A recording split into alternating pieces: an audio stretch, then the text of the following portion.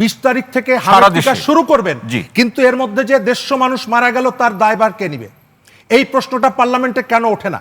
মানুষ তেলের জন্য লাইনে দাঁড়িয়ে থাকে ঘন্টার পর ঘন্টা, এই আলোচনাটা কেন পার্লামেন্টে ওঠে না?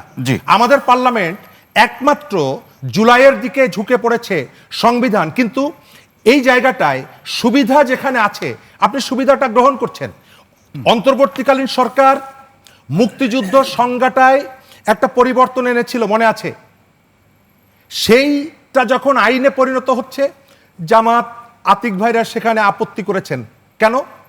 আপনি অন্তর্বর্তীকালীন সরকারের সমস্ত অধ্যাদেশগুলো আপনার কাছে মধুর মতন লাগছে, কিন্তু এখানে এসে আপনি আপত্তি করছেন কেন? আপনার স্বার্থের সাথে যাচ্ছে, যার যেখানে স্বার্থ সেখানে খেলা হচ্ছে। এবং আপনি দেখছেন এই যে গুম কমিশন, আমি 1 মিনিটের মধ্যে শেষ করে দিব।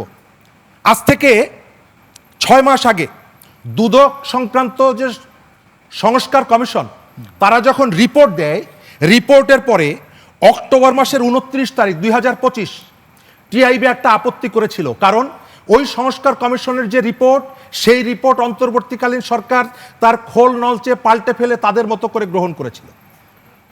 একই মাসের নভেম্বর মাসের 2 তারিখে তারা যখন দুদক সংক্রান্ত সংস্কার রিপোর্ট দেয়, টিআইবি আপত্তি করেছিল। কেন? কারণ তার মৌলিক জায়গাগুলো ফেলে দিয়েছিল। কই, আমরা তো তখন কথা বলিনি। কেন কথা বলিনি? এই কারণে যে তখন এটি নিয়ে রাজনীতি করা যেত না।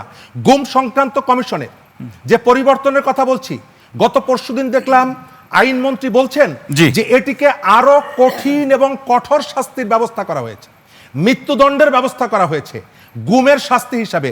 তারপরেও আমরা এখানে এসে বলছি যে সরকার গুমের বিচার করতে চাইছেন। অর্থাৎ আমার যতটুকু প্রয়োজন, জুলাইটাকে আমি যতটুকু ব্যবহার করতে পারবো, ঠিক সেই জায়গাটাকে আমি গ্রহণ